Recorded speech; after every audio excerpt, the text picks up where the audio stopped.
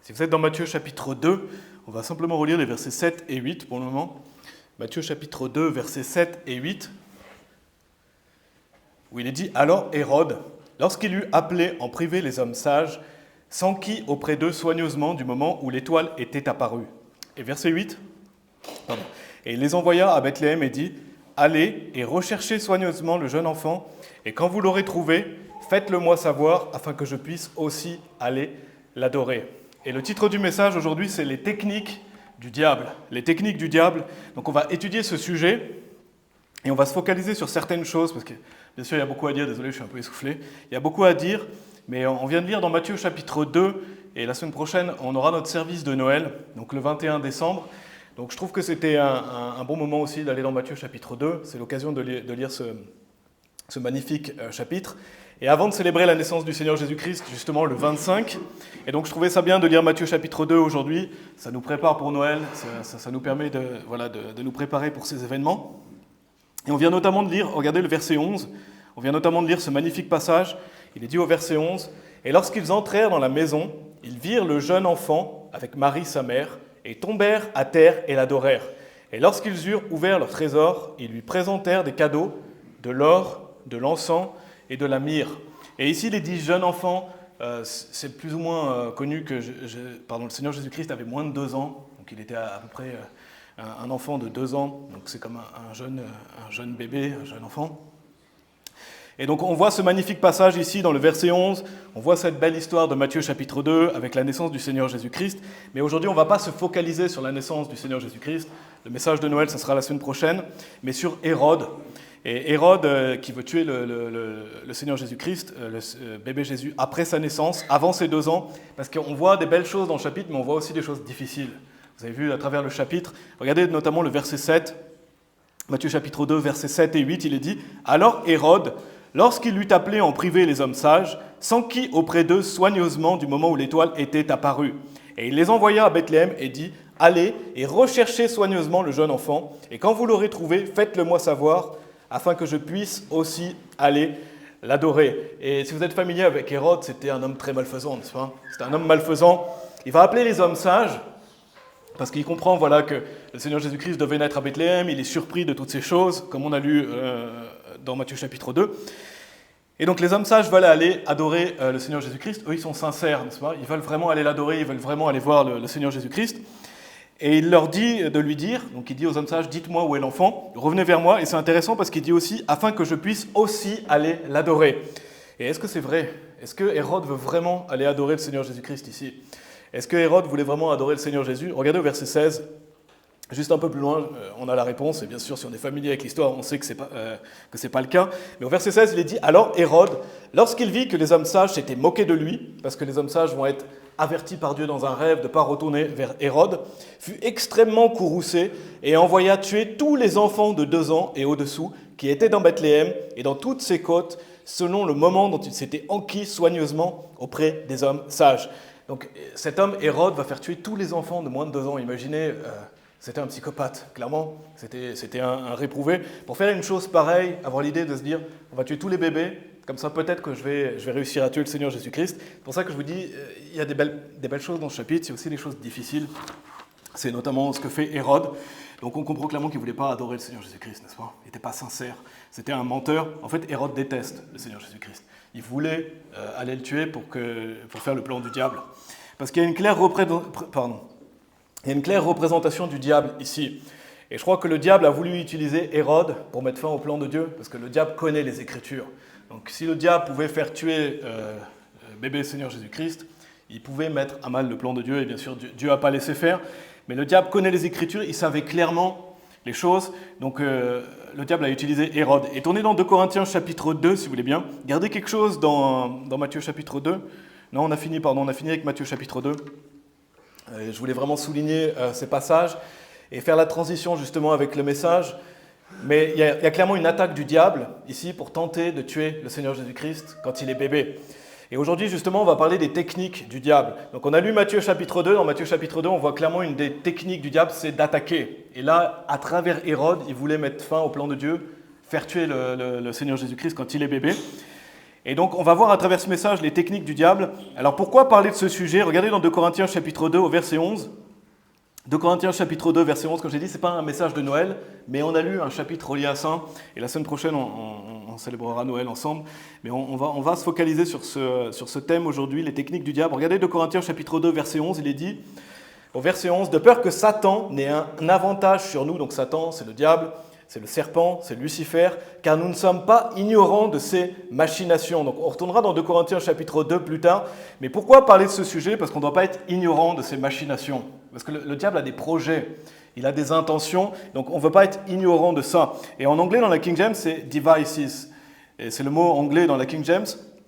Sur le Webster 1828, traduit en français, donc je vais vous donner la première définition de ce mot, c'est ce qui est formé par dessein ou inventé, schéma, artifice, stratagème, projet, parfois dans un bon sens, plus généralement dans un mauvais sens, car les artifices sont habituellement employés à de mauvaises fins. Donc quand on parle ici des machinations du diable, on parle de ses stratagèmes, de ses projets, on parle de ses artifices, et bien sûr avec le diable c'est toujours dans un mauvais sens. Ce n'est pas dans un bon sens, c'est toujours malfaisant, c'est toujours mauvais.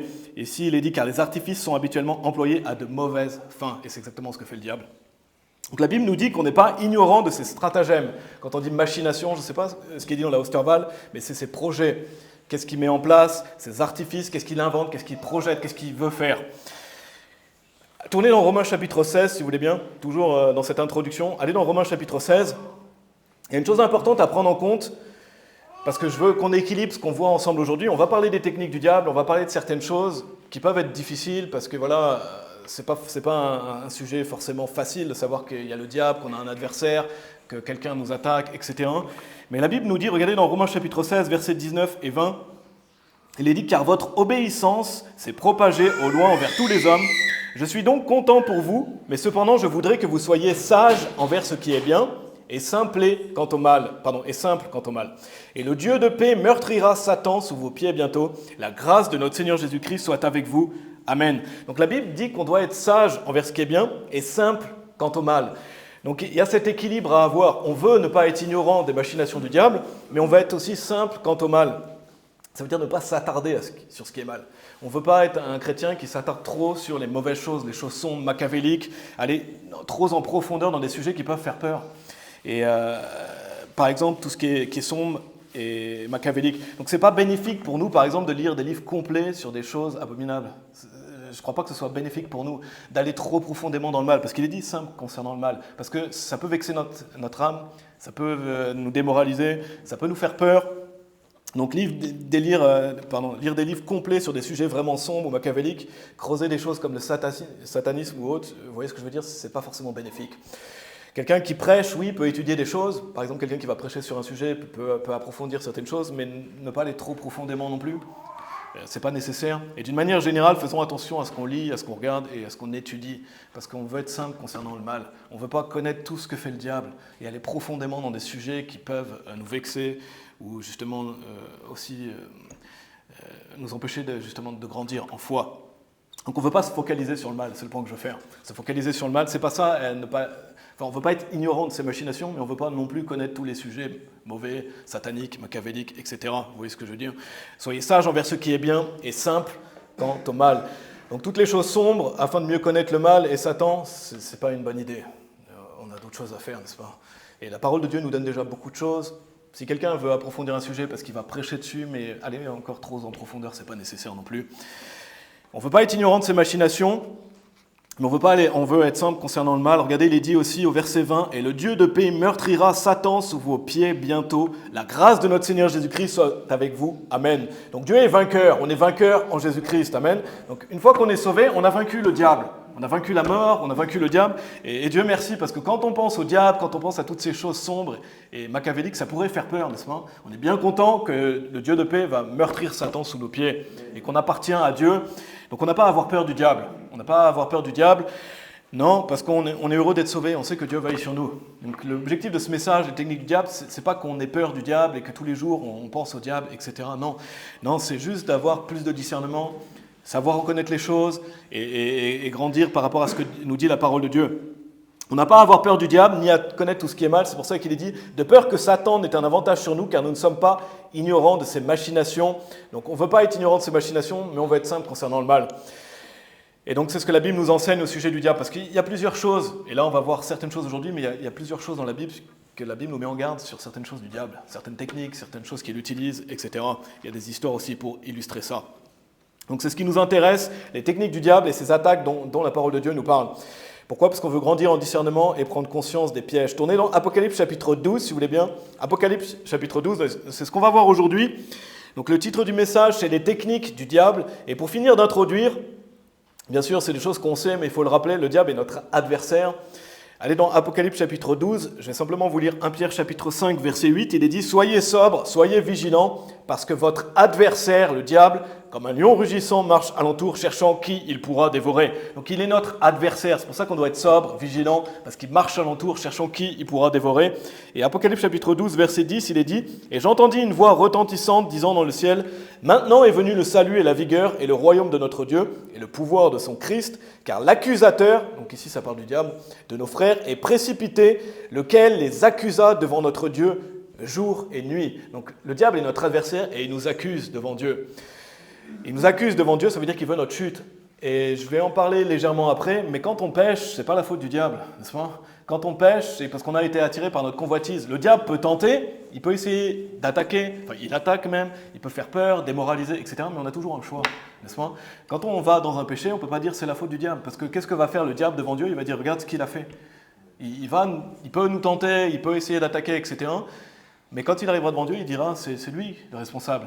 Et Dieu nous tient pour responsables de nos actions, n'est-ce pas ? Donc il est l'accusateur. Le diable veut nous piéger, mais c'est à nous justement de faire attention et de ne pas se faire prendre au piège. Et c'est pour ça qu'on ne veut pas être ignorant de ces machinations, c'est pour ça qu'on veut être alerte face aux techniques du diable. Maintenant, on va étudier plusieurs techniques du diable contre nous. Donc je parle des personnes sauvées aujourd'hui, je parle des techniques qu'utilise le diable sur des chrétiens. Et la première technique, c'est les attaques. C'est les attaques, et je voulais faire une partie sur ce point, même si voilà, ça peut se relier avec d'autres thèmes qu'on va voir après, mais c'est important de le réaliser, parce qu'on va voir par exemple la peur, qui est une technique majeure du diable, on va voir la démoralisation, et bien souvent justement le diable nous attaque par la peur et la démoralisation. Mais je voulais vraiment faire une partie sur cette notion d'attaque, et voir que dans la Bible, c'est biblique, et il y a certaines techniques qui vont se rejoindre, vous allez voir, à travers le message. Qu'on a vu à travers Matthieu chapitre 2, qu'est-ce qu'on a vu dans Matthieu chapitre 2 ? On voit que Hérode, il fait semblant de vouloir adorer le Seigneur Jésus-Christ. Il dit « Où est le Seigneur Jésus-Christ ? Je veux aller l'adorer. » Donc il fait semblant d'être quelqu'un de sauvé, en tout cas qui veut aller adorer le Seigneur Jésus-Christ. Mais en réalité, qu'est-ce qu'il faisait ? Il complotait un projet malveillant, n'est-ce pas ? Il voulait savoir le Seigneur Jésus-Christ, pourquoi ? Pour le mettre à mort. On voit clairement ses projets par la suite. Et ça, c'est ce qu'on appelle une attaque préméditée. Il avait prémédité ce qu'il voulait faire. Et le diable prémédite des attaques. Il fait des attaques préméditées. Et donc, le Seigneur Jésus, aujourd'hui, il n'est plus sur terre, on le sait, n'est-ce pas ? Il a accompli sa mission, il est remonté au ciel. Donc, le diable ne peut pas attaquer le Seigneur Jésus-Christ sur terre. Donc, qui c'est qui l'attaque ? Qui c'est qui vise ? C'est nous. C'est les représentants du Seigneur Jésus-Christ, n'est-ce pas ? Nous, on est des témoins du Seigneur Jésus-Christ. On est des chrétiens, c'est pas pour rien. Et donc, le diable attaque qui ? Il nous attaque nous. Et c'est évident, la Bible en parle. Donc, le diable, il veut faire du mal à Dieu en nous attaquant, en nous tentant, en nous essayant de nous amener dans des pièges, etc. C'est nous, les chrétiens, qui visent. Parce qu'on est sauvés, et d'autant plus quand on vit vivre pour Dieu, quand on sait qu'il y a malheureusement peu de chrétiens qui veulent vivre pour Dieu, alors il faut s'attendre à ce que le diable nous attaque, il faut s'attendre à ce qu'il nous tente, etc. Tournez dans Job chapitre 1, si vous voulez bien. En attendant, je vais vous lire un verset, on l'a déjà vu dans plusieurs messages, cette notion de bouclier de la foi, mais tournez dans Job en attendant. Éphésiens chapitre 6, verset 16, il est dit « Par-dessus tout, prenant le bouclier de la foi, avec lequel vous serez capable d'étouffer tous les dards enflammés du malin. » On avait vu ça dans un message, mais il y a des dards enflammés du malin, c'est des attaques. Quand quelqu'un vous tire dessus des dards, c'est qu'il vous attaque. Il essaye de vous achever, il essaye de vous détruire. Donc le diable nous tire dessus de différentes manières. Pourquoi ? L'objectif final, c'est pour qu'on arrête de servir Dieu. Il nous attaque sous différents angles pour nous décourager, nous faire peur, parce qu'il veut qu'on arrête de servir Dieu. Ultimement, il veut aussi qu'on désobéisse à Dieu, il veut nous accuser, il veut qu'on détruise nos vies, parce que le diable ne peut pas nous enlever notre salut, il le sait. Le diable sait très bien que le salut est pour toujours, parce que c'est écrit dans la parole de Dieu. Le diable, il sait que quand quelqu'un est sauvé, il a l'assurance d'aller au paradis, n'est-ce pas ? Donc vu qu'il sait qu'on va aller au paradis, qu'est-ce qu'il peut faire ? Il veut détruire nos vies ici sur terre, parce qu'il sait qu'on va aller au ciel un jour. Il veut qu'on soit inutile, il veut qu'on détruise notre vie, il veut qu'on arrête de servir Dieu, et ultimement qu'on péjore la cause de Christ. Donc il ne peut pas nous enlever notre salut, mais il peut essayer de détruire notre vie ici, il peut essayer de nous attaquer, il peut vouloir nous faire du mal. Mais n'oublions jamais, comme je dis, que le diable ne peut pas agir à notre place. Le diable peut pas agir, on a un libre arbitre. Et donc il tente, il attaque, il est malveillant, mais il ne peut pas pécher à notre place. Et c'est ce que je vous ai dit, le diable il nous accuse, il nous tente, il nous piège, il nous attaque, mais on est responsable devant Dieu quand on va dans le péché, parce que personne ne nous oblige à y aller. D'ailleurs la Bible nous dit que Dieu ne va pas nous tenter au-delà de ce qu'on est capable, il va nous ouvrir une porte. Donc quand on pêche, ce n'est pas la faute du diable, c'est notre faute. Et la Bible aussi enseigne clairement que quand on marche avec Dieu, le diable ne peut pas agir contre nous, il peut agir contre nous que ce que Dieu laisse faire. Parce que Dieu ne va pas permettre qu'on ait tenté au-delà de ce qu'on est capable. Donc si on vit quelque chose, ça veut dire que Dieu sait qu'on est capable de l'endurer. Parce que Dieu met un frein à ce que le diable peut nous faire. Dieu met un frein parce que Dieu nous protège, il veille sur nous. Et regardez dans Job, justement, on va voir l'exemple de Job. C'était un homme juste devant Dieu. Regardez au verset 8.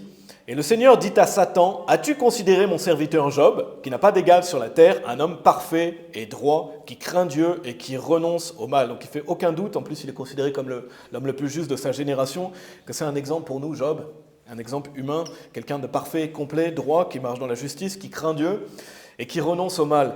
Et regardez au verset 9, on ne va pas lire tout le passage, mais regardez au verset 9, jusqu'au verset 12 déjà, il est dit « Alors Satan répondit au Seigneur et dit, « Est-ce pour rien que Job craint Dieu ? N'as-tu pas fait une haie tout autour de lui, autour de sa maison, autour de tout ce qui lui appartient ? Tu as béni l'œuvre de ses mains, et ses biens se sont accrus dans le pays. Mais étends ta main maintenant et touche tout ce qui lui appartient, et il te maudira à ta figure. » Et le Seigneur dit à Satan, « Voici tout ce qui lui appartient est en ton pouvoir, seulement ne porte pas ta main sur lui. » Et Satan sortit de la présence du Seigneur. Donc on voit que Satan, bien sûr, il n'est pas en enfer. C'est un faux enseignement de croire que Satan aujourd'hui est en enfer. Il est entre la terre et le ciel. On voit qu'il se présente devant Dieu ici. On voit aussi qu'il se promène sur la terre, clairement dans Job chapitre 1. Et donc ici, il vient devant Dieu et il dit à Dieu, voilà, Job, il te sert, il est comme ça parce que tu le protèges, parce que tu le bénis, tu le fais prospérer. Donc il va tenter Dieu et Dieu va laisser faire. Donc Job va être éprouvé. Et on voit ici clairement, même à travers ça, que Dieu met une limite à ce que Satan peut faire. Parce qu'il est dit, voici tout ce qui lui appartient est en ton pouvoir, seulement ne porte pas ta main sur lui. Donc oui, tu peux faire ça, mais je mets une limite. Et c'est pareil dans nos vies. Dieu met des limites à ce que le diable peut nous faire. Parce que sinon, on serait déjà mort physiquement, n'est-ce pas ? Le diable, il veut qu'on meure. Donc Dieu veille sur nous, il nous protège. Et donc c'est une grosse épreuve dont va faire face Job. Regardez au verset 13, on va lire jusqu'au verset 22. Donc on va lire l'épreuve que traverse Job. Qu'est-ce que Satan va provoquer et comment il va l'attaquer ? Il est dit au verset 13, « Et il arriva un jour, lorsque ses fils et ses filles étaient en train de manger et boire du vin dans la maison du frère aîné, et un messager vint à Job et lui dit, « Les bœufs labourés et les ânesses mangés à côté d'eux.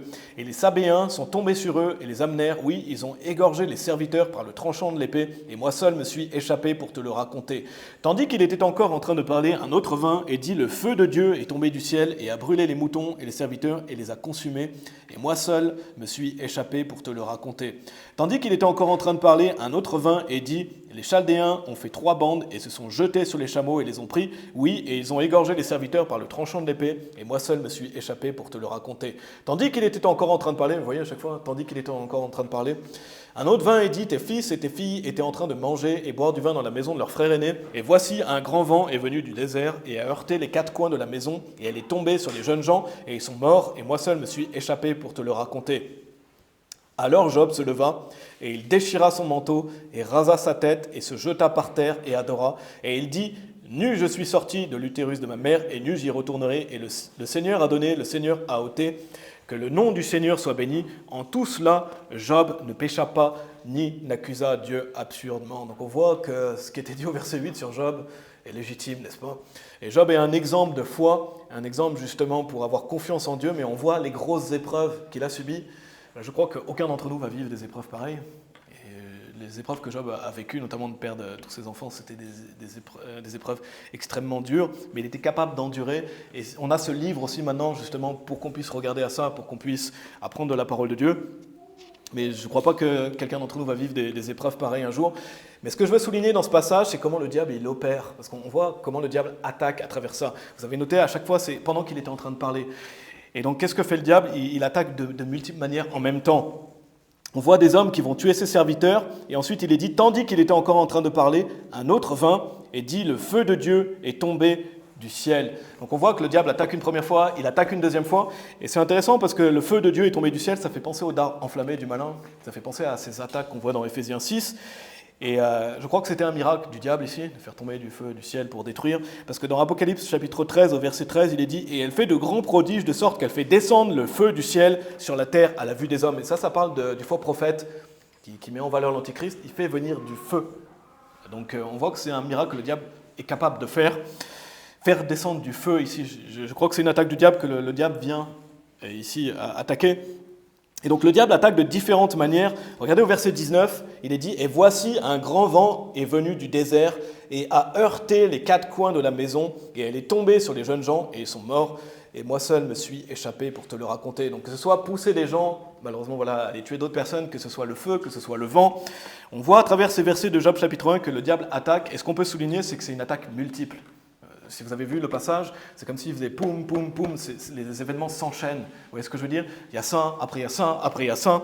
Il y a des événements qui s'enchaînent et c'est une des manières de procéder du diable. Je ne sais pas si ça vous est déjà arrivé dans votre vie, mais on doit être alerte par rapport à ça. Parfois, le diable peut nous attaquer de différentes manières en même temps. Parce qu'il sait qu'on est peut-être dans un moment où on est plus démoralisé, un moment où on est plus faible, ou alors il nous attaque de manière plus agressive. Mais ça peut parfois être plusieurs choses en même temps. Et ça, c'est le cas qu'on voit ici à travers l'exemple de Job. Parfois, on peut se demander ce qui se passe même. Qu'est-ce qui nous arrive?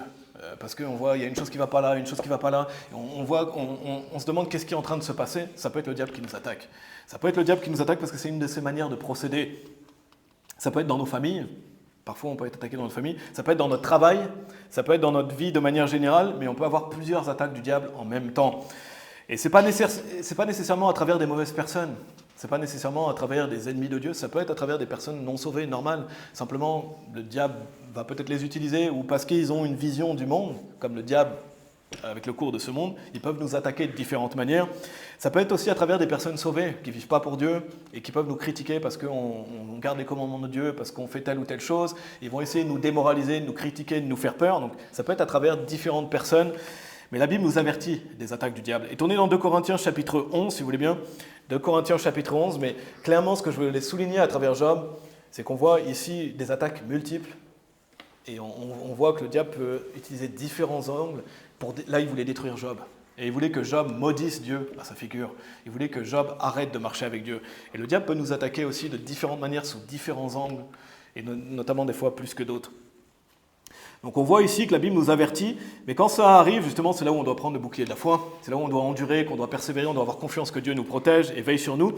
Et ces attaques du diable peuvent être subtiles, parce que la Bible nous dit que le diable, il se déguise et il est rusé. Regardez dans 2 Corinthiens chapitre 11, des versets 13 à 15, toujours dans cette notion d'attaque. Versets 13 à 15, il est dit « Car de tels hommes sont de faux apôtres, donc en parlant des faux prophètes, des ouvriers trompeurs se transformant en apôtres de Christ. Et ne vous émerveillez pas, car Satan lui-même est transformé en un ange de lumière. Par conséquent, ce n'est pas grand-chose si ces ministres aussi se transforment en ministres de droiture, desquels la fin sera selon leurs œuvres. » Donc là, ça parle des faux prophètes. La Bible nous dit qu'on ne doit pas être étonnant, ça ne doit pas être étonnant pour nous qu'il y ait des faux prophètes, des faux apôtres, des ouvriers trompeurs, parce que Satan lui-même se déguise en un ange de lumière. Et souvent, justement, la Bible nous dit que, voilà, par exemple, le faux prophète, il parle comme un agneau, n'est-ce pas? Il y a des gens qui vont faire semblant d'être des agneaux, mais en fait, c'est des loups ravisseurs. Et les faux prophètes veulent avoir cette apparence de piété, de droiture, ils veulent clamer le nom de Christ, comme les prêtres catholiques, par exemple, qui vont essayer de se paraître saints, paraître pieux, etc., alors que, justement, c'est des faux prophètes. La Bible nous parle de ça, et on ne doit pas s'émerveiller pour ça, on ne doit pas être surpris, parce que Satan lui-même est transformé en un ange de lumière. Donc le diable se déguise, le diable fait semblant, il est rusé, il vient pas toujours d'une manière sombre, etc. D'ailleurs, le diable ne se présente pas comme un monstre rouge avec un piquant, n'est-ce pas? C'est dans les dessins animés. C'est dans les dessins animés, le diable ne vient pas comme ça, il se déguise en ange de lumière. Donc il ne va pas venir en monstre effrayant vers nous. Il peut se déguiser en ange de lumière et se faire paraître lumineux. D'ailleurs, c'est Lucifer. Donc il peut se faire passer pour quelqu'un de bien. Des fois, bien sûr, c'est évident. Des fois, c'est sombre. Par exemple, quand vous regardez le satanisme, c'est évident que c'est du diable, n'est-ce pas? Il y a des choses qui sont sombres, il y a des choses qui sont évidentes. Mais ce n'est pas toujours le cas. Il peut aussi être subtil, déguisé, parce qu'il peut se déguiser en ange de lumière. Tournez dans 2 Corinthiens chapitre 12. Donc vous êtes dans le chapitre 11. Allez dans le chapitre 12. Il y a une dernière chose que je veux souligner. Donc je voulais vous montrer à travers Job les différentes attaques du diable, que ça peut nous arriver dans nos vies. Des fois, Voilà, c'est pas évident quand ça arrive, mais on ne doit pas être surpris des fois pourquoi on a plusieurs attaques en même temps. Ça peut être le diable qui nous attaque. Bien sûr, on peut demander à Dieu, on peut prier, etc. On voit aussi que le diable peut être subtil, il peut se déguiser, il peut être rusé, il tend des pièges. Là, il se déguise en ange de lumière. Mais regardez aussi dans 2 Corinthiens chapitre 12, on va lire des versets 6 à 9. Quelque chose que je veux souligner. Il dit « Car bien que je désirerais, donc Paul parle, me glorifier, je ne serai pas un insensé. Car je dirai la vérité, mais maintenant je m'en abstiens, de peur qu'un homme ne pense de moi au-delà de ce qu'il me voit être ou de ce qu'il entend dire de moi. Et de peur que je sois élevé outre mesure à cause de l'abondance des révélations, il m'a été donné une écharpe dans la chair, le messager de Satan pour me frapper, de peur que je ne m'élève outre mesure. Pour cette chose, j'ai imploré le Seigneur 3 fois, afin qu'il puisse être retiré de moi. Et il m'a dit, ma grâce est suffisante pour toi, car ma vigueur est rendue parfaite dans la faiblesse. Plus volontiers donc, me glorifierai-je dans mes infirmités, pour que le pouvoir de Christ puisse reposer sur moi. Et ici, Paul parle d'une écharpe dans la chair. Et il est dit, le messager de Satan pour me frapper. C'est quand même des mots forts. Paul est en train de dire, voilà, c'est le messager de Satan qui me frappe. Et pourquoi cette écharde? Pour pas qu'il s'élève. Là, Paul dit, il y a cette écharde, il y a ce messager qui vient me frapper pour pas que je m'élève, parce qu'il avait beaucoup de révélations, Paul. Il y avait de quoi se glorifier, il y avait de quoi se vanter, devenir orgueilleux, et de se dire, voilà, moi je suis spécial, et se croire au-dessus des autres. Mais ici, Paul nous dit qu'il y a un messager de Satan qui vient le frapper. Et bien sûr, ça ne parle pas d'être possédé ici. Paul n'était pas possédé. Un chrétien ne peut pas être possédé, n'est-ce pas? Un chrétien, il est scellé du Saint-Esprit. Il n'y a pas un démon qui peut habiter dans un chrétien. Ça, c'est un mensonge. Les gens qui vont vous dire que pour être sauvé, par exemple, ou même un chrétien sauvé, il faut enlever les démons. Non, il n'y a pas de démon dans un chrétien, n'est-ce pas? Une personne sauvée, elle est scellée du Saint-Esprit. Quand on est scellé du Saint-Esprit, il n'y a pas un démon qui va venir vivre dans notre corps physique. C'est malheureusement des personnes non sauvées qui sont possédées. Et qu'est-ce qu'il faut faire? Les avoir sauvés pour que le démon sorte. Et c'est comme ça qu'aujourd'hui on opère. Mais on peut pas être possédé quand on est chrétien, mais on peut être attaqué. On peut être gêné. Paul ici, il y avait un messager de Satan qui venait le frapper. Et on voit aussi Saül, qui avait un démon envoyé pour venir le gêner. Donc Paul ici parle d'être frappé.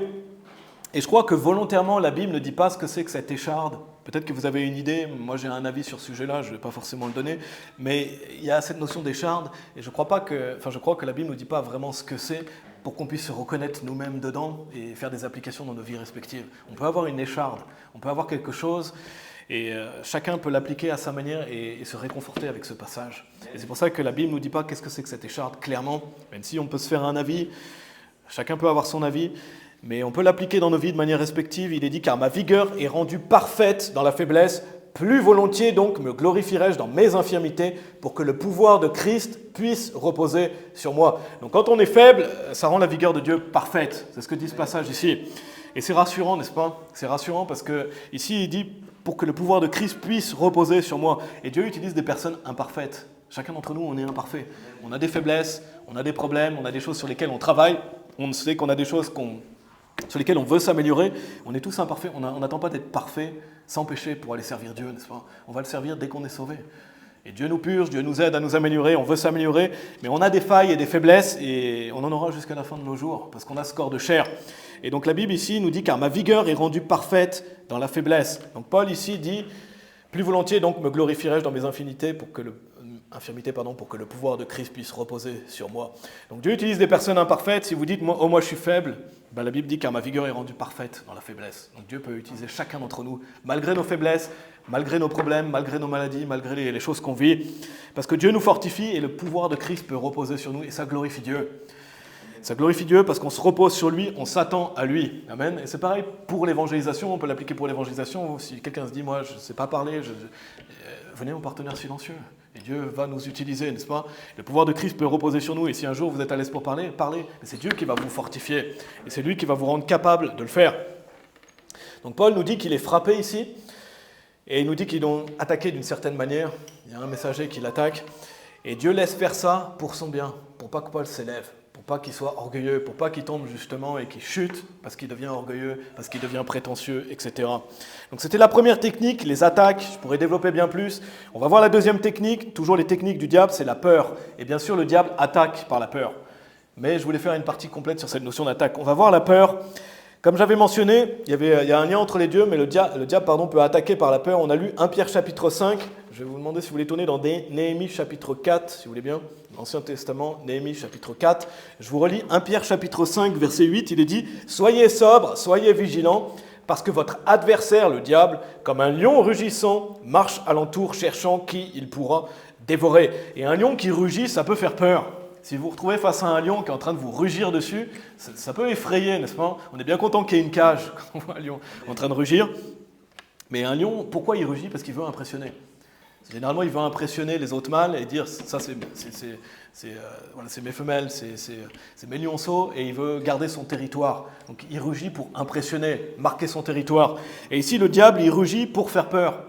Il veut faire peur, et c'est ce que veut faire le diable. Il veut nous intimider, il veut nous effrayer justement comme un lion qui rugit et il marche alentour, comme un lion qui marche autour de nous. Et comment ça peut prendre forme? Le diable veut nous faire croire que vivre la vie chrétienne, ça fait peur. S'il peut arriver à nous faire croire ça, le diable nous attaque en nous faisant croire que vivre pour Dieu, c'est quelque chose qui fait peur. Il peut nous tenter avec le monde et nous faire croire qu'en vivant comme le monde, ça va moins nous faire peur. Si vous vivez comme les autres, vous aurez moins peur. Si vous vivez la vie chrétienne, vous allez avoir peur. C'est ce que le diable voudrait qu'on pense. Le diable voudrait qu'on croie que si on sort de l'église, si on ne va plus évangéliser, tout va bien aller, on n'aura plus de peur. Mais c'est le contraire. C'est le contraire. Et le diable peut nous attaquer par ces peurs-là. Le diable aussi peut nous effrayer et nous faire peur du fait de garder les commandements de Dieu. Et de diverses manières, par des personnes, par des choses, des circonstances, nous faire croire que garder les commandements de Dieu, ça fait peur, que vous allez être moqué, ridiculisé, vous allez être persécuté si vous gardez ces commandements. C'est ce que le diable veut nous faire croire, parce qu'il veut nous faire peur.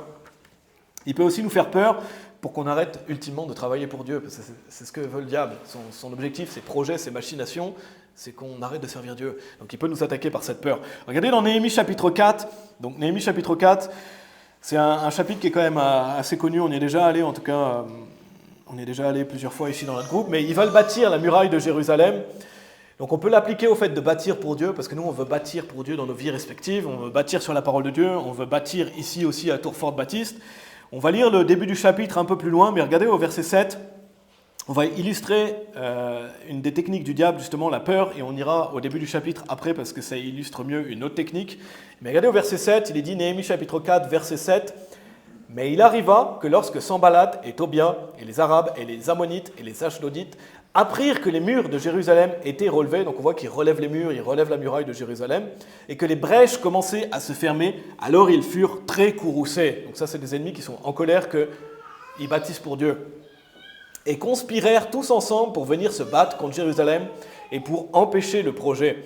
Néanmoins, nous fîmes notre prière à notre Dieu, donc là c'est Néhémie qui parle, et placèrent une garde contre eux jour et nuit à cause d'eux. Et Judas disait, la vigueur des porteurs de charges décline, et il y a beaucoup de décombres, si bien que nous ne sommes pas capables de bâtir la muraille.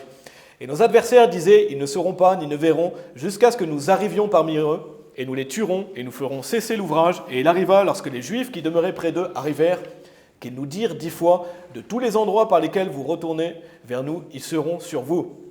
Donc on voit ces hommes pervers ici qui veulent gêner l'œuvre de Dieu. Ils viennent dans un objectif de faire arrêter la construction de la muraille. Ils veulent faire peur. Il est dit, et nos adversaires disaient, ils ne sauront pas, ni ne verront, jusqu'à ce que nous arrivions parmi eux, et nous les tuerons, et nous ferons cesser l'ouvrage. Donc ils veulent attaquer, faire cesser l'ouvrage. Ils veulent leur faire peur, clairement. On va vous tuer, on va vous faire cesser l'ouvrage, vous allez arrêter, etc.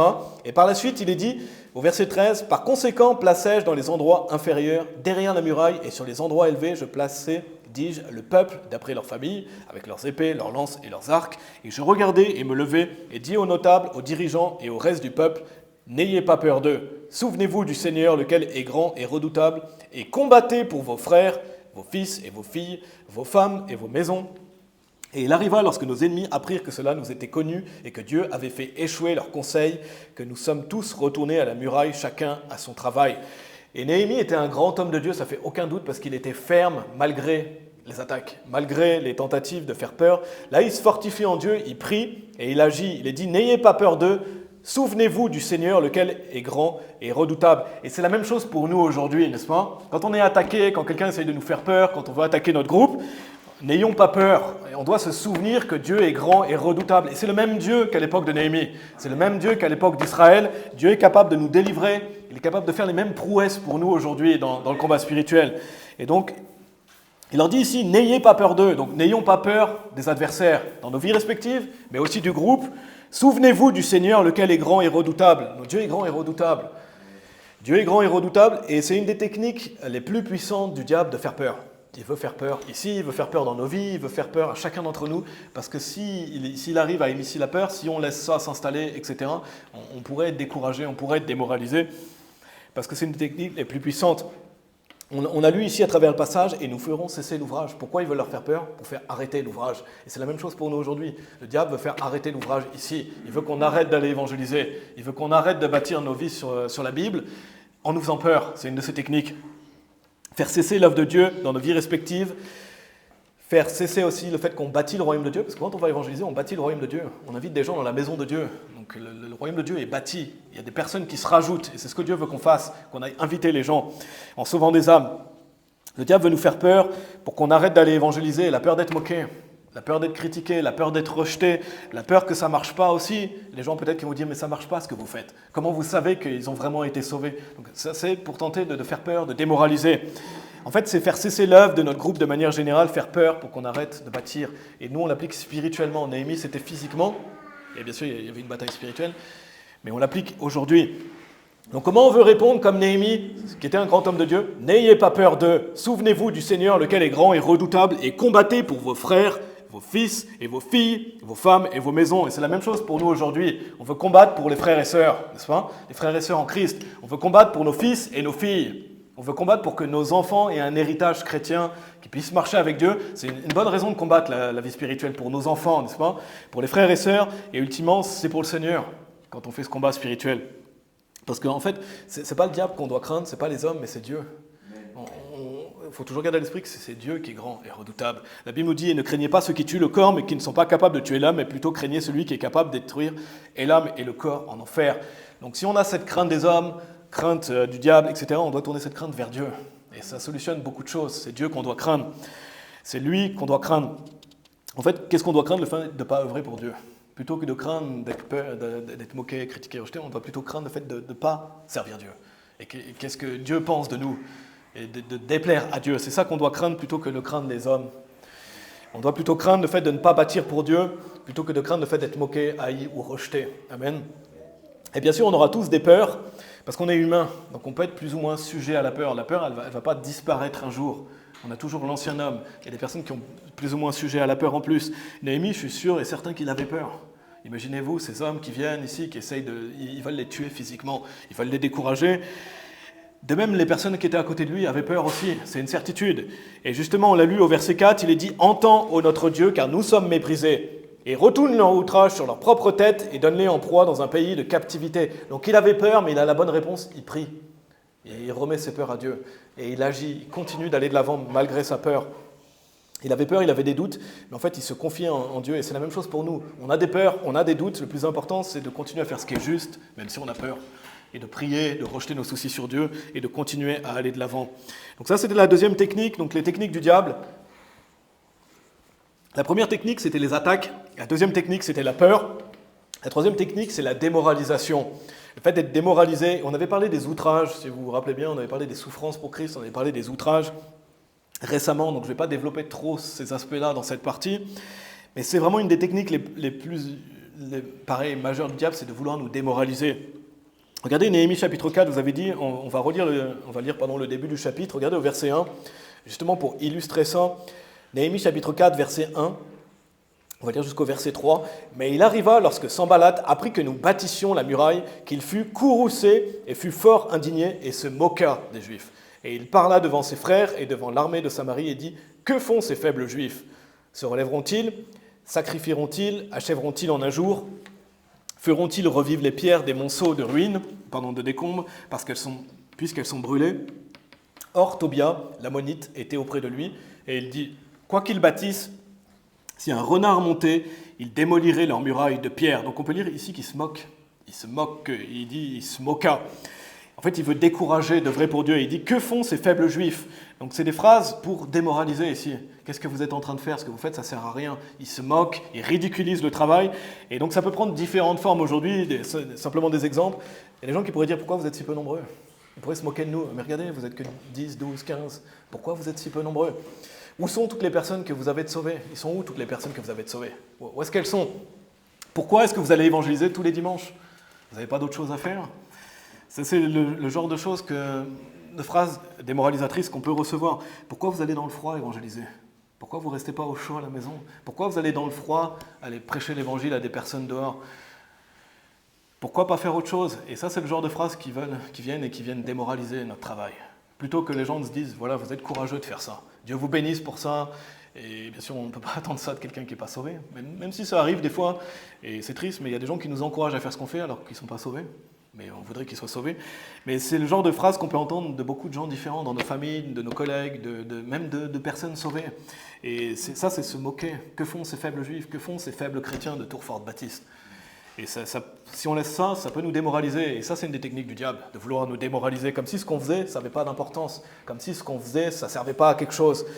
Et il y a des personnes qui vont le faire plus ou moins consciemment, il y en a qui vont le faire pas consciemment, parce que vraiment ils pensent que ce qu'on fait, ça ne sert à rien, parce qu'il y en a qui sont loin d'imaginer aussi les résultats, etc. Donc il y en a des gens qui peuvent le faire plus ou moins consciemment, dire qu'on est faible, que ce qu'on fait, ça ne sert à rien.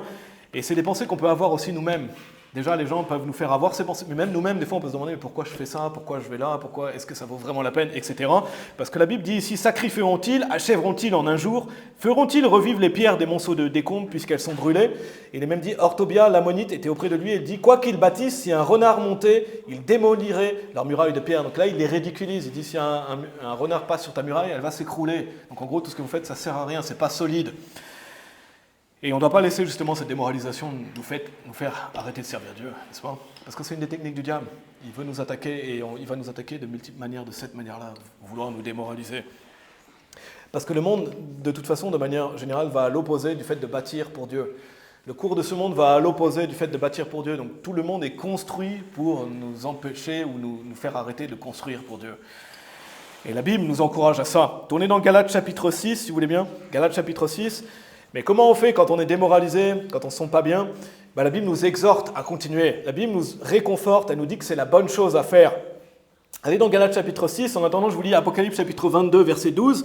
C'est le Seigneur Jésus qui nous dit « Et voici, je viens rapidement, et ma récompense est avec moi pour donner à chaque homme selon ce que son œuvre sera. » Tout ce que vous faites, le Seigneur Jésus-Christ, il le note. Il note tout ce qu'on fait, même les petites actions, même quand personne voit, etc. Il note et sa récompense va venir avec lui. Donc tout ce qu'on fait a une valeur éternelle. Et regardez dans Galates chapitre 6, au verset 9, il est dit « Et ne nous lassons pas en faisant bien, car au moment voulu, nous moissonnerons si nous ne défaillons pas. Comme nous en avons donc l'opportunité, faisons du bien à tous les hommes, plus particulièrement à ceux de la maison de la foi. » Donc œuvrer pour Dieu, ça a une grande valeur. La Bible nous dit qu'on va moissonner ce qu'on sème. Donc tout ce qu'on fait pour Dieu a une valeur. Et ici, ces hommes-là essayaient de les démoraliser, dire que ce qu'ils font, ça ne sert à rien. Mais la Bible nous dit que ce qu'on fait, ça sert à quelque chose. On ne doit pas se lasser à bien faire. Et là, on va finir une année, peut-être qu'on est plus ou moins fatigué par cette année qui vient d'arriver, mais on doit prendre conscience que l'année prochaine, on va continuer. Parce qu'on doit continuer à faire le bien. On doit continuer, et Dieu va renouveler nos forces. Et on ne doit pas se lasser à faire le bien, parce qu'un jour, on va moissonner. Et la récompense va venir avec le Seigneur Jésus-Christ. Et le Seigneur Jésus-Christ pourra nous dire « bon et fidèle serviteur ». Donc les gens qui essayent de nous démoraliser de différentes manières, la Bible nous encourage justement à continuer. Et on peut se fortifier dans les paroles de Dieu et dans ses promesses comme ça. Tournez dans 2 Corinthiens chapitre 2, vous avez dit, on va y retourner, 2 Corinthiens chapitre 2. Donc on ne doit pas laisser la démoralisation, qui est une des techniques majeures du diable. Quand on est démoralisé, on doit souvent prendre conscience de ça. Lisons la Bible, prions justement, allons à l'église, etc., allons évangéliser. C'est des choses qui nous aident justement à reprendre le moral. Et on peut avoir des périodes où on est démoralisé, on est humain, et on doit accepter ça, mais on doit continuer. On doit continuer. Regardez 2 Corinthiens chapitre 2 au verset 6, il est dit, 2 Corinthiens chapitre 2 verset 6, suffisante pour un tel homme est cette punition, laquelle a été infligée par beaucoup. Donc là, c'est dans un contexte, il y a un homme qui a été exclu pour cause de fornication. Donc Paul les reprend parce qu'ils n'ont pas exclu cet homme. Il a été exclu de l'Église. On le voit dans 1 Corinthiens chapitre 5, qui parle notamment de ça. Regardez, il est dit au verset 7, « De sorte qu'au contraire, vous devez plutôt lui pardonner. » Donc en parlant de cet homme qui a été exclu, et le réconforter de peur que peut-être un tel homme ne soit englouti par une tristesse excessive. C'est pourquoi je vous implore que vous confirmiez votre amour envers lui, car c'est à cette fin aussi que je vous ai écrit pour que je puisse savoir en vous mettant à l'épreuve si vous êtes obéissant en toutes choses. À celui à qui vous pardonnez quelque chose, je pardonne aussi. Car si j'ai pardonné quelque chose à qui je l'ai pardonné, à cause de vous, je l'ai pardonné en la personne de Christ. De peur que Satan n'ait un avantage sur nous, car nous ne sommes pas ignorants de ces machinations. Donc on a lu ça tout à l'heure. Ici, ça parle de l'homme qui a commis la fornication, donc Paul les reprend et leur dit, voilà, un peu de levain fait lever la pâte, cette personne doit être exclue. Elle est dans la fornication, elle est dans un péché digne d'exclusion. Mais on voit clairement à travers ce passage que cet homme, il s'est mis en règle, n'est-ce pas? Il s'est mis en règle, il a changé, et donc la Bible nous dit ici qu'il doit être pardonné et restauré. C'est ce que Paul leur dit. Il doit être pardonné et restauré, et il ne faudrait pas qu'il soit englouti par une tristesse excessive, donc qu'il soit totalement démoralisé, totalement détruit, abattu. Et justement, Paul leur dit, voilà, il s'est mis en règle avec Dieu, il veut aller de l'avant, il doit être accueilli de nouveau, il doit être restauré, il doit être pardonné, parce qu'on ne veut pas que cet homme soit détruit, démoralisé, il est dit ici, soit englouti par une tristesse excessive. Donc c'était un frère ici, ce n'était pas un réprouvé qui venait infiltrer pour détruire, c'était un frère qui était dans un péché d'inexclusion, mais qui s'est mis en règle. Il est dit, c'est pourquoi je vous implore que vous confirmiez votre amour envers lui. Donc il leur dit, pardonnez à cet homme. Pardonnez à cet homme, oubliez ce qu'il a fait, il doit être accueilli de nouveau, il doit être restauré. Et c'est intéressant parce que justement ça, dans ce passage, cette notion ici de cet homme qui a fait ça, qui doit être restauré, pardonné, c'est ce qui précède le verset 11. Et le verset 11, il est dit, de peur que Satan n'ait un avantage sur nous, car nous ne sommes pas ignorants de ses machinations. Donc on peut l'appliquer à travers ce qu'on voit aujourd'hui, les machinations, les projets, les techniques du diable. Mais aussi ça fait référence au fait qu'une des techniques du diable, c'est justement que cet homme ne soit pas pardonné. Qu'il ne le pardonne pas, qu'il soit exclu, démoralisé, dans une excessive tristesse, on ne sait pas ce qui pourrait lui arriver par la suite. Donc d'une manière plus large, l'absence de pardon est une des techniques du diable également, parce que c'est un des avantages qu'il peut avoir sur nous.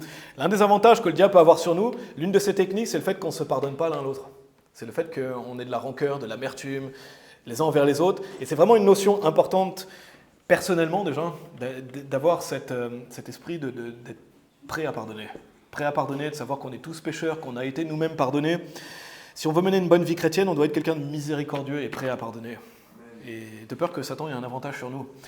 Et comme Dieu nous a pardonné, n'est-ce pas? On va lire un passage par la suite, mais si, par exemple, dans nos vies respectives, on veut cette harmonie, cette unité, mais c'est la même chose dans notre groupe. Si on veut l'unité dans le groupe, on doit être prêt à pardonner les offenses des autres. On doit être prêt à pardonner si on veut aller de l'avant. On doit se pardonner l'un l'autre nos transgressions, parce que sinon le diable peut utiliser ça contre nous. Il peut utiliser ça contre nous parce qu'il peut ouvrir des failles d'amertume, il peut ouvrir des failles de colère. Le diable peut utiliser ça pour détruire, pour diviser. Et on va parler de la division après. Allez dans Éphésiens chapitre 4, si vous voulez bien en attendant. Éphésiens chapitre 4. Mais la Bible dit ici que cet homme-là, il doit être restauré parce qu'il s'est mis en règle. Et bien sûr, il y a une discipline. Là, cet homme avait été exclu. Maintenant, il s'est mis en règle, il doit être restauré et renouvelé parce qu'il y a une repentance sincère. Il ne fait pas semblant. C'est pas juste quelqu'un qui dit oui, oui, et puis il revient et non, et là, il est sincèrement repentant. Donc il y a eu un délai aussi, parce que quand quelqu'un est exclu, il y a un délai. Bien sûr, c'est notre pasteur qui décide ça. Mais il y a une discipline. Mais de même, si quelqu'un est offensé par quelqu'un dans notre groupe ou voilà, par un frère ou une sœur, il doit aller vers la personne s'il n'est pas capable de passer par-dessus. C'est ce qu'enseigne la Bible. On doit aller vers la personne. Et si la personne ne s'excuse pas, alors il y a une continuité. Je ne vais pas aller dedans, mais dans Matthieu chapitre 18, on voit les étapes. Si quelqu'un nous offense, on doit aller parler avec la personne, sinon après on prend des témoins, etc. Je ne vais pas développer ça aujourd'hui, mais il y a bien sûr ces outils-là aussi, il y a la discipline, il y a le fait d'aller vers la personne. Regardez dans Éphésiens chapitre 4, versets 26 et 27, il est dit « Soyez en colère et ne péchez pas, ne laissez pas le soleil se coucher sur votre courroux, ne donnez pas non plus place au diable. » Et donc il y a une saine colère. Toutes les colères ne sont pas mauvaises. Quand le Seigneur Jésus-Christ, il regarde les gens parfois avec colère, quand il se fait un fouet, etc., et qu'il chasse les gens et qu'il est en colère, c'est une saine colère. Donc il y a une saine colère quand on est en colère contre ce qui est mal. Quand on est en colère contre quelque chose de mal, une mauvaise chose. Il y a les prières imprécatoires aussi, qu'on peut prier contre les réprouvés, on peut être confié à Dieu, etc. Mais il y a aussi une mauvaise colère. C'est pour ça qu'il est dit « Soyez en colère et ne péchez pas ». Donc il y a une bonne colère, mais il y a une mauvaise colère. Et bien souvent, on a cette mauvaise colère. Et bien sûr, on a des fois la colère juste, mais ça arrive qu'on ait cette mauvaise colère. Et quand on a la colère, il est dit « Ne laisse pas le soleil se coucher sur votre courroux ». Donc on ne doit pas laisser la colère, on ne doit pas s'endormir sur notre colère, on ne doit pas rester dans cet état-là sur la durée. Pourquoi? Parce qu'il est dit ne donnez pas non plus place au diable, parce que sinon on donne place au diable. Si on laisse cette colère s'instaurer, si on vit dans cette colère, notre colère donne place au diable. Et le diable peut l'utiliser si on reste dans cet état de colère. Notamment par exemple si on est en colère contre un frère ou une sœur, le diable peut l'utiliser pour justement créer des querelles, des disputes, pas quelque chose de bénéfique. Mais la colère aussi peut mener à la haine. Quand on est en colère, si on laisse ça, si on ne pardonne pas, on peut finalement développer de la haine. Et c'est la même chose pour l'envie aussi. J'avais déjà fait un message sur l'envie, mais ça fait déjà un moment maintenant, l'envie, ça peut amener à la haine. Allez, vous êtes toujours dans Ephésiens 4, oui. Je vais simplement vous lire Proverbe 27, verset 4. Il est dit « Le courroux est cruel et la colère est outrageante, mais qui est capable de tenir devant l'envie ?» Donc la colère, ça peut nous amener dans des mauvaises choses. L'envie, la Bible dit que c'est encore pire. Donc on ne doit pas aussi non plus laisser l'envie dans nos cœurs. Regardez Ephésiens chapitre 4, verset 31. Donc on a lu les versets d'avant, on avait lu les versets 26 à 27. Donc on ne doit pas laisser place au diable. Donc on ne doit pas s'endormir sur sa colère et vivre dans un état de colère permanent. Regardez au verset 31, il est dit que toute amertume et courroux, c'est une forte colère, et colère, et clameur, et mauvaise parole soient ôtées du milieu de vous, ainsi que toute malice. Et soyez aimables l'un envers l'autre, cordiaux, vous pardonnant l'un l'autre, c'est-à-dire comme Dieu, à cause de Christ, vous a pardonné. Donc la Bible dit, laissez de côté l'amertume, le courroux, la colère, l'envie, la clameur, ça doit être ôté du milieu de nous, et justement, allons à l'opposé, n'est-ce pas? Qu'on soit cordiaux, aimables l'un envers l'autre, vous pardonnant l'un l'autre, c'est-à-dire comme Dieu, à cause de Christ, vous a pardonné. Donc une bonne raison de pardonner les autres, c'est que Christ nous a pardonné, n'est-ce pas? On est tous pécheurs, on allait tous aller en enfer. Donc on doit être capable de pardonner les autres. On doit être capable de passer par-dessus. Pourquoi? Parce que sinon, on laisse place au diable. On laisse place au diable, c'est pas bénéfique pour nous, et pour notre vie spirituelle, même pour notre santé. Et la Bible nous dit justement de laisser ça de côté, cette amertume, ce courroux, cette colère et clameur, et on doit être aimable. On doit être prêt à se pardonner, on doit être cordiaux comme Dieu, à cause de Christ, vous a pardonné. Et pour finir cette partie, allez dans Galates chapitre 5, donc vous êtes dans Ephésiens 4, tournez dans Galates, c'est le livre d'avant. Allez dans Galates s'il vous plaît, toujours dans cette notion de démoralisation, parce que justement ça peut nous démoraliser si on laisse ces racines d'amertume, de colère, d'envie, etc. Ça doit être ôté du milieu de nous. Nous, on doit veiller à l'unité, qu'est-ce qui est bénéfique pour les autres, se pardonner l'un l'autre, avoir compassion les uns des autres, être aimables l'un envers l'autre. Regardez Galates chapitre 5, versets 24 à 26, il est dit « Et ceux qui sont à Christ ont crucifié la chair avec les affections et les convoitises. Si nous vivons en l'esprit, marchons aussi en l'esprit. Ne soyons pas désireux de vaine gloire, nous provoquant l'un l'autre, étant envieux l'un de l'autre. » Donc rappelons-nous que notre chair a été crucifiée avec Christ. Et Dieu merci, l'ancien homme a été crucifié avec Christ, donc on peut marcher par l'esprit ici. Et ceux qui sont à Christ ont crucifié la chair avec les affections et les convoitises. Si nous vivons en l'esprit, marchons aussi en l'esprit. Donc on peut être sauvé et ne pas marcher en l'esprit. Là, c'est ce que dit aussi ce passage ici. Donc on doit marcher par l'esprit. Et il est mention des choses qu'on doit éviter. Qu'est-ce que c'est? La vaine gloire. Se provoquer et être envieux. C'est des choses sur lesquelles on doit toujours être vigilant. La vaine gloire, ça veut dire vouloir la gloire pour soi-même. Être orgueilleux, hautain, se comparer les uns aux autres, vouloir écraser les autres pour être élevé au-dessus des autres, ça c'est la vaine gloire. Se provoquer l'un l'autre également, c'est des choses qu'on veut prendre garde à ça. Quand on a ces pensées-là, on veut justement réaliser que les affections, les convoitises, ça a été crucifié avec Christ et marcher par l'esprit. C'est l'inverse de marcher par l'esprit. Ici, la vaine gloire, provoquer l'un l'autre, envieux l'un de l'autre. On doit être vigilant à ça, on doit savoir s'examiner et être honnête, n'est-ce pas? Prêt à pardonner. Donc sinon, on laisse place au diable. On laisse place au diable, on laisse place à la division, aux querelles, aux disputes. Donc on doit faire attention à ne pas alimenter la colère contre les frères et sœurs, la comparaison ou l'envie. Et parce que ça peut être des failles que le diable peut utiliser pour nous faire chuter. Parce que c'est néfaste pour nous-mêmes et c'est néfaste pour les autres autour de nous aussi. Parce qu'on doit être capable de s'encourager et de s'exhorter. Et ça peut ultimement nuire à l'unité qu'on veut avoir dans notre groupe, n'est-ce pas? Donc la première technique, c'était les attaques. La deuxième technique, c'était la peur. La troisième technique, c'était la démoralisation. Et la quatrième technique, justement, ce qu'on vient de voir, ça mène à cette quatrième technique, c'est ce qu'on appelle la division. Et vous pouvez tourner dans Romains chapitre 16. Romains chapitre 16. Donc le diable veut détruire, et s'il peut le faire de l'intérieur, il va attaquer aussi dans ce sens-là. Il veut détruire de l'extérieur, mais il veut aussi détruire de l'intérieur. Parce que si une maison est divisée contre elle-même, elle ne pourra pas subsister. Donc s'il y a des divisions, des querelles, des disputes, ça va être détruit, l'œuvre de Dieu va être détruite. Et donc ça peut être bien sûr à travers des personnes sauvées, comme on l'a mentionné, par la colère, le manque de pardon, l'envie. Donc ça peut créer des disputes, ça peut créer des querelles, ça peut faire que des gens s'en vont parce qu'ils sont amers envers quelqu'un, ils ont de la colère, alors qu'ils ont simplement à aller voir la personne, s'ils les ont offensés, et dire voilà ça m'a offensé. Et discuter avec la personne, communiquer au lieu de laisser les choses germer en nous, etc. Parce qu'on doit être prêt à pardonner, on doit veiller à cette unité. Donc il y a des gens qui vont partir parce qu'ils ont laissé ces failles que le diable va utiliser pour détruire notre vie chrétienne, ultimement, parce que si on part, on se péjore. On péjore la cause de Christ, n'est-ce pas? Et donc il y a ça, mais il y a aussi par l'intermédiaire des personnes qui s'infiltrent. Je vais pas trop détailler, mais c'est une des techniques aussi majeures du diable, donc pour moi c'était important de le souligner dans ce message, c'est ce qu'on appelle les faux frères, les fausses sœurs. Je vais simplement vous lire Galates chapitre 2, verset 4, allez dans Romains 16. Il est dit, Galates chapitre 2, verset 4, « Et cela parce que de faux frères subrepticement introduit, qui s'était glissé pour épier notre liberté, laquelle nous avons en Christ Jésus, pour qu'il puisse nous amener à la servitude. Donc la Bible nous parle de ça aussi, qu'il y a des personnes qui s'infiltrent au milieu de nous, des enfants du diable, et bien sûr ça c'est pas des personnes sauvées qui ont juste un peu de colère, d'amertume, etc., d'envie. Non, là c'est des réprouvés qui viennent dans l'objectif de diviser. Si vous êtes sauvés, c'est pas vous. Parce que ça, c'est des personnes extrêmement perverses.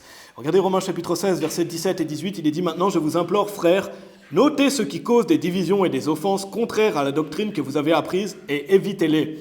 Car ceux qui sont tels ne servent pas notre Seigneur Jésus-Christ, mais leur propre ventre, et par de bonnes paroles et de beaux discours, ils trompent les cœurs des simples. » Et ici, ça parle des personnes qui viennent causer la division et des offenses avec des fausses doctrines. Et ça, c'est pas juste un péché avec lequel on peut batailler en étant sauvé. Je ne pense pas qu'on se dit sur notre lit ou chez nous comment je pourrais détruire Tourfort Baptiste. Si vous dites ça, vous avez un sérieux problème. Ce n'est pas un péché normal. Si quelqu'un vient un jour ici et dit comment je pourrais détruire ce groupe, c'est un signe que la personne elle est réprouvée. Et si vous avez ces pensées-là, arrêtez d'avoir ces pensées-là, s'il vous plaît. Parce que ce n'est pas des pensées saines. Comment je pourrais détruire l'œuvre de Dieu? Qu'est-ce qui pourrait faire que des gens ne soient pas sauvés? C'est avoir un esprit de réprouvé. Donc ici, quand il est dit dans Romains chapitre 16, ici, ceux qui causent des divisions et des offenses contraires à la doctrine que vous avez apprise, et évitez-les, ça parle de personnes extrêmement perverses. Et si quelqu'un, comme je dis, a ce genre de pensée, arrêtez d'avoir ce genre de pensée. Parce que ça, ici, c'est des gens qui ne servent pas le Seigneur Jésus-Christ. Ils ne sont pas sauvés. Ils ne viennent pas servir Dieu. Ils viennent servir leur propre ventre parce qu'ils veulent détruire. Et par de bonnes paroles et de beaux discours, ils trompent les cœurs des simples. Donc ça peut être quelqu'un qui vient un jour ici et qui commence à enseigner des hérésies de damnation. Un salut par les œuvres, qui viendrait renier la Trinité, renier des doctrines essentielles au salut. Quelqu'un qui viendrait ici enseigner ça, cette personne serait exclue. Et bien sûr, je ne parle pas de quelqu'un qui est dans le doute, qui vient demander, etc., qui est vraiment sincère. Je parle de quelqu'un qui vient enseigner ça et qui vient contredire ce qui est enseigné, qui vient dans le but de diviser, parce que l'objectif de la division ici, c'est la destruction. Cette personne-là veut détruire. Donc la majorité des fois, quand quelqu'un vient créer des divisions et qui veut détruire l'œuvre de Dieu, c'est un infiltré, c'est un faux frère. La Bible nous met en garde par rapport à ça. Et ça, c'est une des techniques du diable pour détruire une église, pour détruire un groupe. Donc il ne faut pas que ça nous étonne si ça arrive. Il ne faut pas que ça nous étonne si un jour quelqu'un vient comme ça. Si voilà, il y a une discipline, c'est pour protéger le groupe. Si vous êtes sincère, vous le savez, vous venez servir Dieu, etc. Nous, quand on est sauvé, on doit prendre garde à ces racines d'amertume, à cette colère, à ne pas laisser place au diable dans ce sens-là, à veiller à l'unité, à veiller au pardon, etc. Mais il y a une des techniques du diable pour détruire l'œuvre de Dieu, c'est d'infiltrer. Comme Hérode, qu'est-ce qu'il voulait faire? Oh, laissez-moi, je veux aller adorer le Seigneur Jésus-Christ aussi. Il essaye de s'infiltrer, faire croire qu'il est bienveillant. Il y a des gens comme ça. C'est difficile à imaginer quand on est sauvé que quelqu'un viendrait prendre son temps libre, c'est dimanche, pour venir essayer de détruire l'œuvre de Dieu. Mais c'est un esprit de réprouvé. La Bible nous met en garde contre ces gens-là. Il y a des loups ravisseurs. Donc que ce soit enseigner des fausses doctrines ou causer des divisions, là c'est des personnes qui doivent être marquées et évitées, et c'est un péché bien sûr digne d'exclusion. Donc ça c'était la division. Première technique, les attaques, on va voir rapidement la dernière partie. Deuxième technique, la peur. Troisième technique, la démoralisation. Quatrième technique, la division. Et les cinquièmes techniques, j'ai dit les autres techniques parce qu'il y en a d'autres. Donc je vais simplement en dire quelques-unes.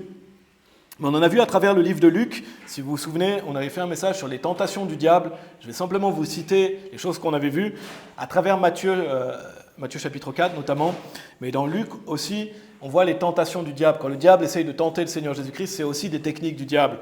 La première tentation, c'était de tenter par le fait d'arrêter de faire confiance à Dieu. Et c'est une des techniques majeures du diable de provoquer le doute en nous. Qu'on doute de la parole de Dieu, qu'on doute que Dieu nous protège, qu'on doute que Dieu va réaliser ce qu'il a dit, qu'on doute que garder les commandements de Dieu, ça nous est bénéfique. Il y a le doute, c'est une des techniques du diable parce qu'il sait qu'on est humain, qu'on a des doutes. C'est la première tentation qu'on avait vue. La deuxième tentation, c'est l'orgueil de la vie, la convoitise du monde. Bien sûr, le diable nous tente par le monde. Il veut qu'on vive dans l'orgueil de la vie, la convoitise du monde. La troisième tentation, c'était se détruire soi-même par le péché volontaire ou le péché présomptueux. Donc c'est le fait qu'on se détruise soi-même. Aller dans des péchés volontaires, des péchés présomptueux. Donc c'est une des tentations du diable, c'est une de ses techniques. Donc je ne vais pas développer ça, je l'avais déjà développé dans le message sur les tentations. On pourrait ajouter la flatterie aussi, justement par des beaux discours. On a vu, ceux qui viennent semer la division, ils aiment utiliser des mots pompeux, des beaux discours, etc. La Bible nous met en garde contre la flatterie. C'est une des techniques majeures de l'ennemi, c'est de flatter. Et de vouloir gagner notre confiance, de vouloir gagner, etc., nous flatter. C'est une technique d'ailleurs des psychopathes, souvent ils utilisent la flatterie pour gagner nos cœurs, etc. Donc la flatterie, et bien sûr un chrétien peut lutter avec ça, mais justement on doit vouloir s'améliorer dans ce domaine. Il y a la diffamation aussi, diffamer quelqu'un, etc. Donc ça c'est aussi des techniques du diable. donc, que je voulais mentionner. Allez dans Jacques chapitre 4 pour conclure le message, si vous voulez bien aller dans Jacques chapitre 4. Donc maintenant qu'on a vu toutes ces techniques, on a vu les techniques, je vous les rappelle, les attaques. Donc on voit à travers Job qu'il attaque de différentes manières. Des fois on peut être attaqué plus ou moins, etc. On a vu la peur, on a vu la démoralisation, on a vu la division, et à travers la division on a vu aussi qu'on ne veut pas avoir des failles, comme la colère, l'envie et la vaine gloire, etc. Les autres techniques, donc les tentations, on pourrait rajouter la flatterie, la diffamation, on pourrait en rajouter les autres. Maintenant, qu'est-ce qu'on doit faire face à tout ça? Déjà, on a déjà répondu à plusieurs choses à travers le message. Soyez sobres, soyez vigilants. Soyez sobres, soyez vigilants, parce qu'on sait qu'il y a le diable, qui est comme un lion rugissant. Donc être sobre, être vigilant, ça implique beaucoup de choses qu'on pourrait développer, mais être sobre, être vigilant, et c'est l'objectif aussi de ce message-là, qu'on ne soit pas ignorant de ces machinations, ignorant que le diable a des mauvais projets, qui complote des choses, et qui peut faire ses attaques, vouloir nous faire peur, nous démoraliser, tout ce qu'on a vu aujourd'hui. Le fait de marcher par l'esprit, bien sûr, qu'on a vu à travers ce message. Mais regardez de Jacques chapitre 4, versets 6 à 8, il y a aussi un excellent passage à bien se rappeler justement pour faire face à tout ça. Il est dit, mais il donne plus de grâce, donc en parlant de Dieu, c'est pourquoi il dit, Dieu résiste à l'orgueilleux, mais donne grâce à l'humble. Soumettez-vous donc à Dieu, résistez au diable, et il s'enfuira de vous. Approchez-vous de Dieu, et il s'approchera de vous. Nettoyez vos mains, vous pécheurs, et purifiez vos cœurs, vous les versatiles. Donc Dieu nous donne ici des clés aussi. Qu'est-ce qu'il faut faire? Rester humble, se soumettre à Dieu. Rester sous la protection de Dieu, rester sous la main de Dieu. Résister au diable. On doit résister quand le diable nous attaque. On doit résister quand on a ses mauvaises pensées, quand on a ses peurs, quand on a ses doutes. Et le diable va s'enfuir. Et heureusement, Dieu merci, on n'est pas attaqué tout le temps, tous les jours, sans arrêt. Heureusement, déjà on a vu que Dieu met un frein. Il ne permettra pas qu'on soit tenté au-delà de ce qu'on est capable. La Bible dit que toutes choses agissent ensemble pour le bien de ceux qui aiment Dieu également. Donc Dieu met un frein. Mais on doit aussi résister parce qu'il y a des périodes où le diable nous attaque plus fort. Et on peut le ressentir des fois. Dans ces moments-là, on doit résister et le diable s'enfuit. Il s'enfuit pour un temps et on sait qu'il peut revenir plus tard. Il est dit, approchez-vous de Dieu. C'est la clé, s'approcher de Dieu. Allez dans sa parole, priez et il s'approchera de vous. C'est à nous de faire le pas, s'approcher de Dieu. Et il s'approchera de vous. Donc continuez à vouloir être... Dieu veut qu'on soit proche de lui, donc il s'attend à ce que nous, on aille proche de lui.